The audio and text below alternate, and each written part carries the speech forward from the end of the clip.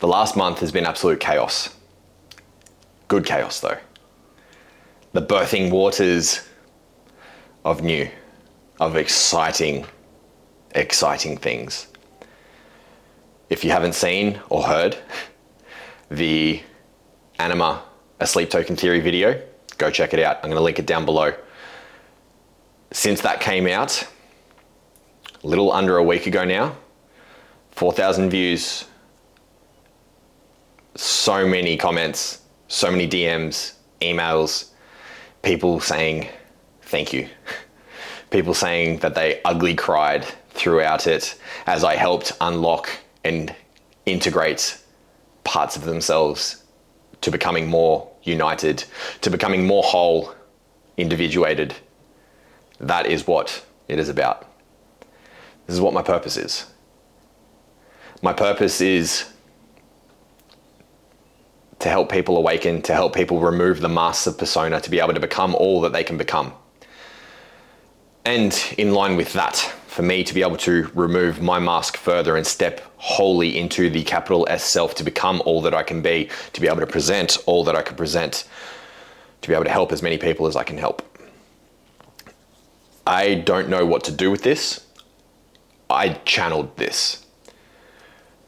I've been able to do this for years, where my consciousness, me, steps out and witnesses myself from like a top-down approach as something else speaks through me. I don't know what to call this, but a message to humanity. Listen with an open heart and an open mind. Take in the message that comes through. Just know that it didn't come from me. I don't know where it came from. I don't know who it was. But listen to what comes through. Sit with it. Discern whether it's truth or if it's bullshit and I'm making it up. I want you to be the judge of that. Thank you for following, liking, subscribing, commenting, and doing all the amazing things. What we're about to embark upon with the R.Y.S.E movement, it's going to get crazy. So without further ado, a message to humanity. Welcome to the R.Y.S.E Movement podcast, a place where legends just like you learn how to raise your standards everywhere. You know not what you are. You have a glimpse of what you are. You're blinded, confused. There's greatness inside of every single one of you. There is purpose for every single one of you. However, most of you are squandering it through the absurdity of the physical reality, of the distractions, of the pleasures of the flesh. This is a playground. This is a playground for you to experience anything and everything. And yet, it has been corrupted. Wherever there is things that are too good to be true, know the energy behind it. Know it as Loki. Things like gambling, sex, this interesting technology that you've created. It's all a paradigm of control, all of it. And from our side, it's very entertaining. It's very interesting to watch you all go through and put a cap on what your perspective. There's so much that you can experience. This playground is it is such a fertile playground for you to do whatever. You've all lost your way. And inside of this playground, there's great darkness, and this darkness is for you to play with as well. This darkness isn't to be feared. This darkness is for you to look at voluntarily, courageously, through strength, through power, through authority, through play, through curiosity. See it as if a child playing with a snake, not knowing that the snake could kill him in one bite.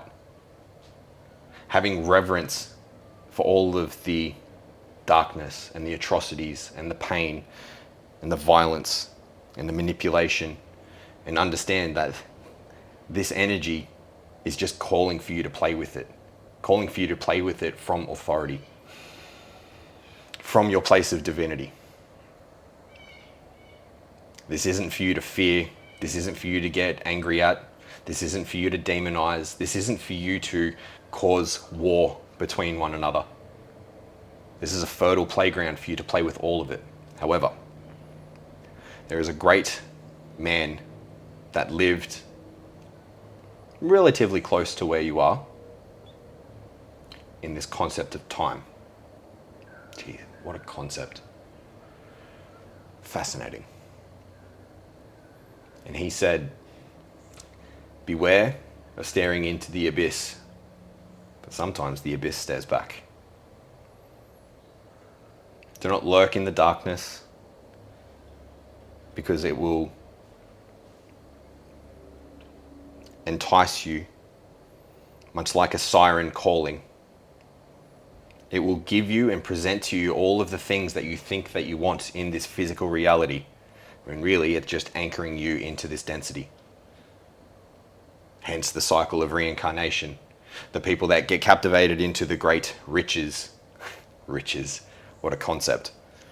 A playground, a fertile playground for everyone to be able to have equal share. And yet, there is a very small fraction of people that have figured out that the darkness actually gives you the thing that you want the most, when the thing in the darkness is the thing to be able to play with, to be able to play through, much like a child playing in mud. It's a plaything. It's something to enjoy, to be curious, to explore, to experience the senses, but not get trapped into it, not allow the sound of the siren to call you in to the point where you fall into the abyss and you become the abyss and it traps you inside of it all. Anyone that's been inside of the web, the darkness, the vines, know what this feels like. And once you're in, it's very hard to leave.